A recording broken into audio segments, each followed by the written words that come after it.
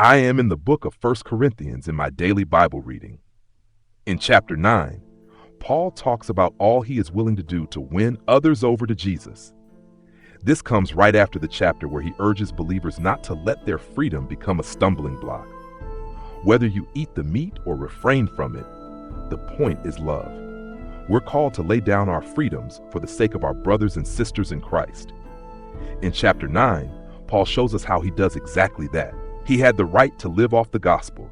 He had the right to take a believing wife, but he chose not to exercise those freedoms for the sake of those he came to serve. Do we not have the right to eat and drink? Do we not have the right to take along a believing wife, as do the other apostles and the brothers of the Lord in Cephas? Or is it only Barnabas and I who have no right to refrain from working for a living? 1 Corinthians 9, verse 4-6.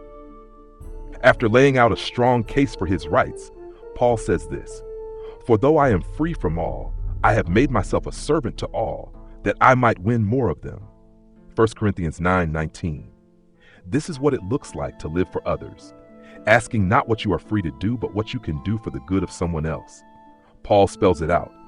To the Jews, I became as a Jew in order to win Jews. To those under the law, I became as one under the law, though not being myself under the law, that I might win those under the law.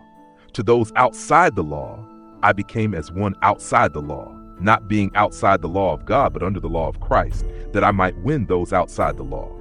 To the weak I became weak, that I might win the weak. I have become all things to all people, that by all means I might save some.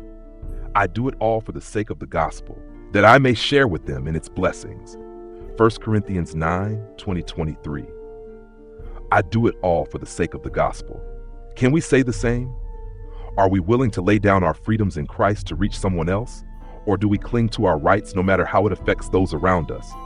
Do we prefer others over ourselves? This is deep kingdom living. The choices we make each day should reflect Jesus. As image bearers of God, we're meant to reflect the heart of the Creator to everyone we encounter.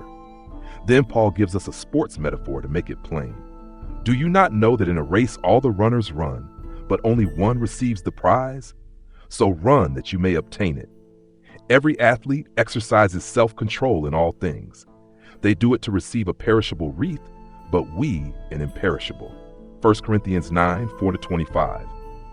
We can drift through life doing only what's comfortable, or we can choose to live with a fixed purpose. What can I do today to win as many as possible for Jesus? So I do not run aimlessly. I do not box as one beating the air. But I discipline my body and keep it under control, lest after preaching to others I myself should be disqualified. 1 Corinthians 9, verse 26-27. We've all heard the phrase, win the battle but lose the war. That's what Paul warns us about here. You might win the debate about your freedoms in Christ. You might enjoy every liberty the gospel gives. But if you cling to those freedoms in a way that turns others away from Jesus, you're losing the race. Paul is afraid of losing his purpose, of being disqualified from the very mission he's preaching, to win people to Christ. So he disciplines himself. He runs with focus. He lays down whatever he must, so he doesn't miss the prize. And what's the prize? It's not comfort. It's not applause. It's not even a heavenly crown. The prize is people, souls, lives changed by Jesus. Let's not be disqualified from that. Let's live every day with the kind of love and discipline that says, I'll lay down anything if it means someone else finds Jesus.